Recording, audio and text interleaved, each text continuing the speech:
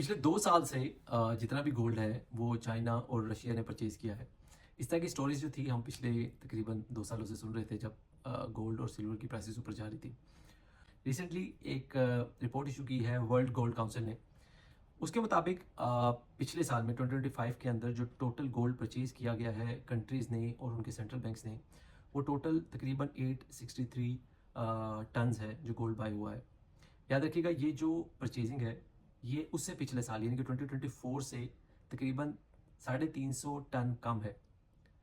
ठीक है। 2024 में अराउंड 1100 टन जो था जो गोल्ड बाय किया गया था कंट्रीज़ ने और उनको सेंट्रल बैंक ने।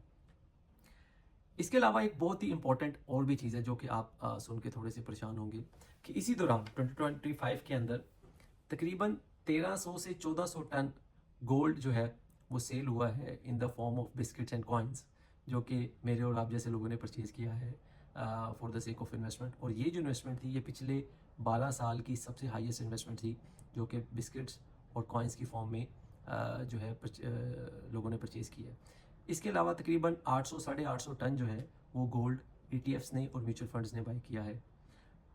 स्टोरी जो बताने का मतलब है या रिसर्च बताने का मतलब ये है कि काफ़ी देर से इस चीज़ पे मैं डिस्कशन कर रहा था कि जब तक ऑफिशियल नंबर नहीं आते आप ब्लाइंडली गोल्ड को इसलिए नहीं बाय कर सकते कि जी लोग ये कह रहे हैं कि रशिया और चाइना जो है वो इसको बाय कर रहे हैं।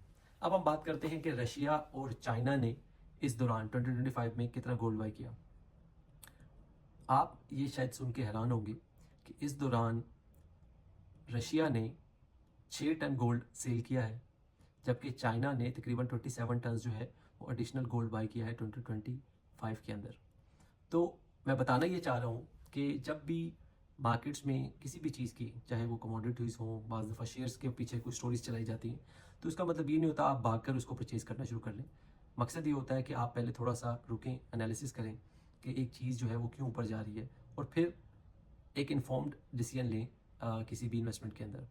तो आज की जो जो स्टोरी थी या इन्फॉर्मेशन थी वो इसी बारे में थी कि ये एक नई क्योंकि स्टडी आई है तो मैंने सोचा मैं आपके साथ डिस्कस कर दूं कि क्यों गोल्ड और सिल्वर जो थे वो किसी रीज़न के बगैर ऊपर जा रहे थे, more of a speculative buying as compare to कि उसके पीछे वाकई ही कोई लॉजिकल रीज़न हो कि इसकी इतनी डिमांड बढ़ गई है।